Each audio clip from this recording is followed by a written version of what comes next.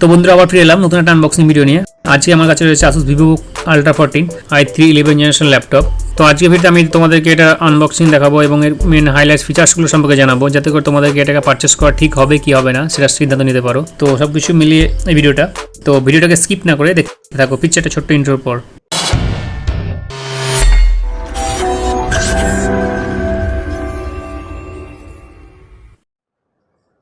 তো বক্সের পিছন দিকে আমরা দেখতে পাচ্ছি এর মডেল নাম্বার হলো K413E, আর এর নিচে সব ডিটেলস স্পেসিফিকেশন দেওয়া রয়েছে। তো এগুলো নিয়ে আমরা পরে কথা বলবো। আমরা এখন দ্রুত বক্সটা ওপেন করব। তো আমরা এখানে দেখতে পাচ্ছি আমাদের ল্যাপটপটি রয়েছে, আর কিছু ডকুমেন্টস রয়েছে, আর সঙ্গে একটা প্যাকেট রয়েছে যার ভিতরে কিছু স্টিকার দেওয়া রয়েছে, খুব ফানি স্টিকারগুলো। এছাড়া বক্সের মধ্যে রয়েছে 65 ওয়াট চার্জার, আর সেই সঙ্গে রয়েছে চার্জার অ্যাডাপ্টার। তো এছাড়া বক্সের মধ্যে কিছু নেই। তো এখন আমি বক্সটাকে সরিয়ে রাখছি এবং ল্যাপটপটা ওপেন করে দেখাচ্ছি তোমাদেরকে। তো এটা সিলভার কালার। তো পার্সোনালি আমার মনে হয় ব্ল্যাকের থেকে সিলভার কালারটা অনেকটা দেখতে ভালো লাগে। যদি স্ক্রিনটার কথা বলি, তো স্ক্রিনটা দুই সাইডে বেজেললেস, অলমোস্ট একটা সরু বেজেল রয়েছে। তো এখন আমরা যদি এর মেমোরি আর প্রসেসর নিয়ে কথা বলি, তো এখানে রয়েছে ইন্টেল i3 11 জেনারেশন প্রসেসর, যার ক্যাচ মেমোরি হলো 6 MB, আর এই প্রসেসরের মিনিমাম বুস্ট ফ্রিকোয়েন্সি হলো 3.2 আর ম্যাক্সিমাম বুস্ট ফ্রিকোয়েন্সি 4.1। আর এর সঙ্গে রয়েছে 8GB DDR4 RAM, যার ক্লক স্পিড হলো 32 MHz, আর সঙ্গে রয়েছে 512GB SSD। আর এই SSDর জন্য কিন্তু এই ল্যাপটপটা অনেকটা ফাস্ট, আর গ্রাফিক্স রয়েছে ইন্টেল ইন্টিগ্রেটেড গ্রাফিক্স। তো এখন আমরা এই ল্যাপটপের দুই সাইডে পোর্টগুলোকে একটু দেখে নেব। প্রথমেই দেখতে পাচ্ছ এখানে রয়েছে চার্জার প্লাগ, তার পাশে রয়েছে HDMI পোর্ট, তার পাশে রয়েছে 3.2 USB পোর্ট এবং আরেকটি পোর্ট রয়েছে টাইপ সি পোর্ট, আর এখানে রয়েছে অডিও জ্যাক।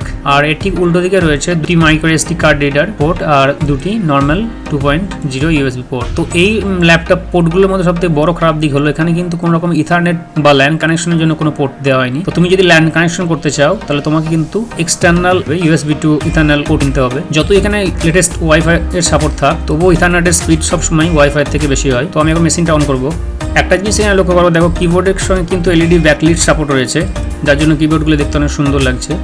তো এখানে কিছু বেসিক সেটিং আমাকে করতে হবে, সেই জন্য আমি একটু ভিডিওটা স্কিপ করছি।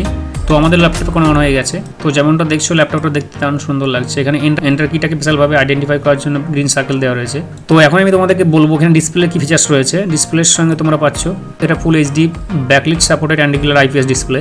অ্যাসপেক্ট রেশিও হচ্ছে 16:9, আর এখানে 250 নিটস বা ব্রাইটনেস সাপোর্ট রয়েছে, আর NTS কালার ক্যালিব্রেশনের সাপোর্টও রয়েছে। আর এর সঙ্গে রয়েছে 720 front camera support full HD, আর কিবোর্ডের সঙ্গে অবশ্যই ব্যাকলিট রয়েছে। আর এখানে ব্যাটারি হলো 3 সেল ব্যাটারি 65 ওয়াট অ্যাডাপ্টারের সঙ্গে আসে, যার জন্য এই ল্যাপটপের ব্যাটারি ব্যাকআপ কিন্তু অনেক ভালো।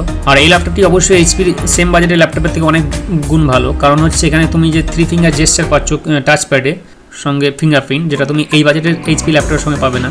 তো সেই হিসাবে এটা অবশ্যই একটা অ্যাডভান্টেজ। আর যেহেতু ভিডিওটা আমি 1 মাস পর আপলোড করছি, তো এটা ইউজ করেছি। এই ল্যাপটপের স্পিড কিন্তু খুব ভালো।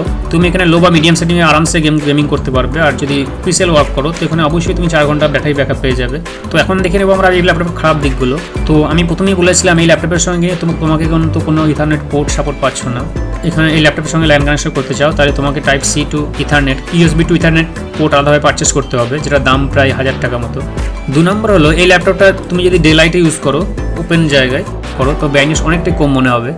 ব্রাইটনেসটা আরেকটু ভালো হতে পারতো। আর সবথেকে বড় যেটা জিনিসটা আমার ভালো লাগে সেটা হলো এই ল্যাপটপে কিন্তু কোনো হিটিং ইস্যু নেই। আমি জানি না ASUS কীভাবে এটাকে মেনটেন করেছে, কারণ HP ল্যাপটপের সঙ্গে যদি এই ল্যাপটপকে যদি কম্পেয়ার করো তাহলে HP ল্যাপটপ যেভাবে হিট হয় এটা সেই তুলনায় এই ল্যাপটপে কোনো হিট হয় না বললেই চলে।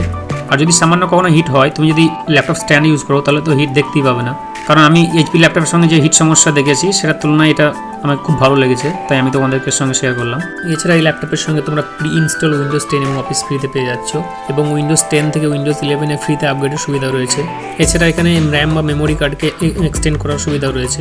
তো এছাড়া ল্যাপটপটা মোটামুটি ঠিক, যেহেতু এখানে SSD রয়েছে এখানে অনেক ফাস্ট স্পিডও পাবে, তাই কোনো রকম ল্যাগ এখানে দেখতে পাবে না। দারুণ ওয়ার্ক করবে এটা অফিসিয়াল ওয়ার্কের জন্য এবং মিডিয়াম গেমিংয়ের জন্যও। তাই তোমরা চাইলে এটা পারচেস করতে পারো অ্যামাজন বা ফ্লিপকার্ট থেকে। আমি নিচে ডেসক্রিপশন বক্সে লিঙ্ক দিয়ে রেখেছি।